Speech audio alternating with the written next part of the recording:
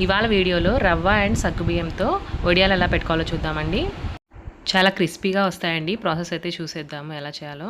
ఒక mixie jar తీసుకొని దాంట్లో 1/2 కప్ రవ్వ వేసుకోవాలి. అలాగే 1/2 కప్ సగ్గుబియ్యం కూడా వేసుకోవాలి. ఇది ఇప్పుడు మిక్సీ పట్టుకోవాలండి. మరీ ఫైన్ పౌడర్ అవసరం ఏం లేదు, కొంచెం బరక్గా ఉన్నా సరిపోతుంది. ఇప్పుడు ఈ పౌడర్ని ఒక బౌల్లోకి ట్రాన్స్ఫర్ చేసుకోవాలి. ట్రాన్స్ఫర్ చేసేసుకొని దీంట్లో 2.5 కప్ వాటర్ అయితే వేస్తున్నానండి. నేను ఏ కప్పుతో అయితే రవ్వ అండ్ సగ్గుబియ్యం తీసుకున్నానో అదే కప్పుతో 2.5 కప్ వాటర్ అయితే వేసుకొని కలుపుకోవాలి. ఫస్ట్ ఒక కప్పు కలుపుకొని తర్వాత మళ్ళీ ఇంకొక 1.5 కప్ వేసుకొని కలుపుకుంటున్నాను. ఇది బాగా ఉండలు లేకుండా బాగా కలుపుకోవాలండి. కలుపుకొని పక్కన పెట్టేసుకోవాలి. ఇప్పుడు ఒక అడుగు మందంగా ఉండే ఒక గిన్నె తీసుకోవాలండి. నేనైతే 5 లీటర్స్ కుక్కర్ అయితే తీసుకున్నాను. ఇందులో 6.5 కప్ వాటర్ వేస్తున్నాను. ఆల్రెడీ మనం 2.5 కప్ వాటర్ వేసాం కదా, టోటల్ 9 కప్స్ వాటర్ అనమాట.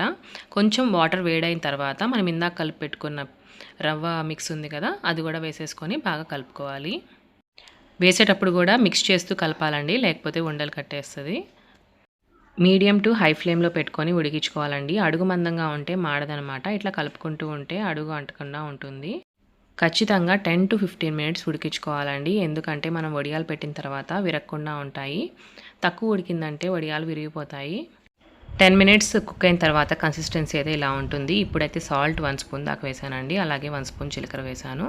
సాల్ట్ మీ టేస్ట్కి తగినంత వేసుకోండి. మళ్ళీ ఎక్కువైతే బాగుండవు వడియాలు. రెడ్ చిల్లీ ఫ్లేక్స్ కూడా వేసుకోవాలి. ఒక 2 స్పూన్స్ వేసుకుంటే సరిపోతుంది. అలాగే కొత్తిమీర కూడా వేసుకున్నాను. ఇవన్నీ వేసుకున్న తర్వాత కలుపుకొని ఒక 2 మినిట్స్ అలా ఉంచేసి దించేయచ్చు. ఒక 2 మినిట్స్ కలుపుకొని స్టవ్ ఆఫ్ చేసేసుకోవాలండి. కన్సిస్టెన్సీ అయితే ఇలా ఉండాలి.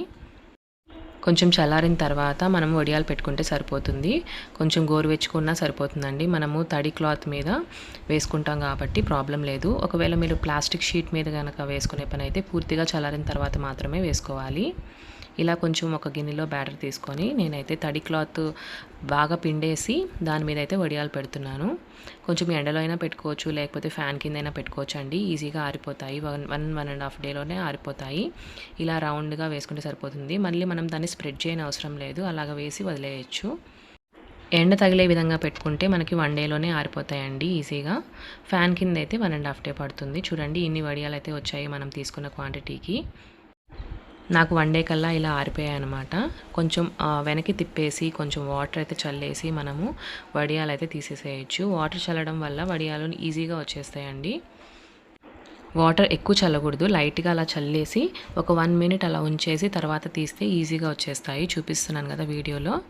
ఒక 1 మినిట్ అలా ఉంచేస్తే ఇట్లా క్లాత్ వెనక్కి లాగితే మనకి ఈజీగా వచ్చేస్తాయి విరిగిపోకుండా. వడియాల్ని చాలా ఈజీగా ఇంట్లోనే మనం పెట్టేసుకోవచ్చు అండి. ఫ్యాన్ కింద కూడా ఆరబెట్టుకోవచ్చు. అన్ని వడియాలు కూడా అదే విధంగా తీసేస్తున్నాను. చాలా ఈజీగా వస్తాయి. వాటర్ చల్లాం కదా, ఈజీగా అన్నీ వచ్చేస్తాయి. తీసేసి మనము మళ్ళీ ఒక 2 డేస్ వరకు ఎండలో అయినా పెట్టుకోవచ్చు, లేకపోతే ఫ్యాన్ ఫుల్ స్పీడ్లో పెట్టేసి ఆరబెట్టుకుంటే ఒక రోజు కల్లా ఆరిపోతాయి.